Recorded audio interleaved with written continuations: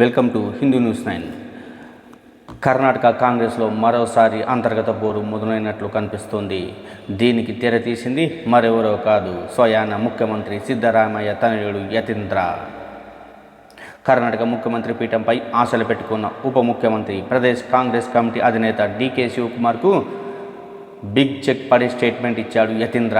సిద్ధరామయ్య తర్వాత ఆయన వారసుడి పేరును వెల్లడించాడు. సిద్ధరామయ్య వారసుడిగా ప్రజా పనుల వ్యవహారాల శాఖ మంత్రి సతీష్ జార్కిహోలీ ఎన్నికవుతారని యతీంద్ర వెల్లడించారు. ఇందులో ఎటువంటి అనుమానాలు లేవని తేల్చి చెప్పాడు.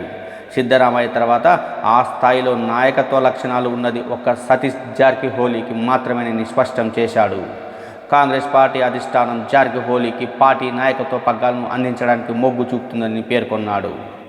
బెళగావి జిల్లా రాయబాగ్ తాలూకా కప్పలగద్దిలో శ్రీ కనకదాస్ విగ్రహావిష్కరణ కార్యక్రమంలో యతీంద్ర పాల్గొన్నాడు. ఈ సందర్భంగా ఆయన రాష్ట్ర రాజకీయాల గురించి ప్రస్తావించాడు. కర్ణాటక తదుపరి ముఖ్యమంత్రి ఎవరైన విషయంపై తన అభిప్రాయాలను కుండ బద్దలు కొట్టాడు. సతీష్ జార్కిహోలీ నెక్స్ట్ కర్ణాటక సీఎం అని తేల్చి చెప్పడం జరిగింది. నాన్న సిద్ధరామయ్య గారి జీవితం చివరి దశలో ఉంది.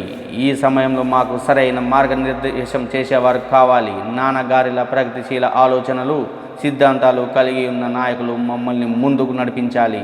ఈ బాధ్యతలు సమర్థవంతంగా నిర్వహించగల లక్షణాలు సతీష్ జార్కిహోలీకి ఉన్నాయని యతీంద్ర పేర్కొనడం జరిగింది. ఈ వ్యాఖ్యలు కర్ణాటక రాజకీయాల్లో చర్చనీయాంశమయ్యాయి. సిద్ధరామయ్య తనుడే ఈ వ్యాఖ్యలు చేయడం దీనికి కేంద్ర బిందువు అయ్యింది. సిద్ధరామయ్య ముందుగానే తన కుమారుడుకు ఈ హింట్ ఇచ్చాడా?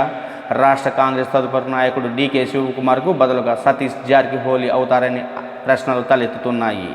సిద్ధరామయ్య తర్వాత ముఖ్యమంత్రి పదవి తనేదని భావిస్తున్న డీకే శివకుమార్ దీనిపై ఎలా స్పందిస్తున్నారనేది వేచి చూడాలి. జై హింద్.